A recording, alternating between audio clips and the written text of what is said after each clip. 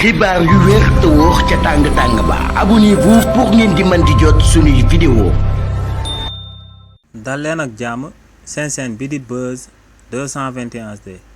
kii di Alioune Tine di njiitalu kuréel gi ñu dippee African Zoom Center ginnaaw bañ convoqué démb kii di Moustapha Diakhaté ba noppi daal di koy mujjee placé en garde à vue ci réew mi di Sénégal kookee yëkkati na ay kàddu daal di àddu jëmale ko ci li ni mel. kii di Alioune Tine ne régime bu bees bi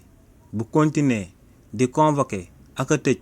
ay opposants politiques ay activistes ak ay journalistes ne day dem ba daal di fatt démocratie bi nga xam ne moom moo daal di nekk ci réewu Sénégal ba démocratie dootu fi noyeeti. ne régime bu bees bi bu continuer di jàpp ay nit ndax ñooñee dañoo daal di àddu jëmale ko ci ëtt politique bi daal di wax ci seen xalaat ne képp kuñ jàpp ci li ni mel ne kookee mun nañ koo daal di dippee akub détenu politique te ne li ni mel lañ doon jooyal démb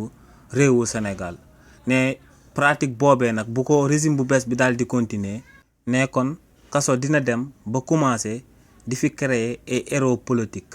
donc ne lu war régime bu bees bi moom mooy ñu daal di bàyyi dérive autoritaire yi nga xam ne ñu leen jiitu woon ci lañ nekkoon te ne loolee du avancer loo démocratie réewu Sénégal ne lu war régime bu bees bi moom mooy ñu daal di bàyyi daal di libéré kii di Moustapha Diakhaté ndax ne kàddu yu mu yëkkati loolee war woon a sa benn yoon ñu daal di koy convoqué ci réewu Sénégal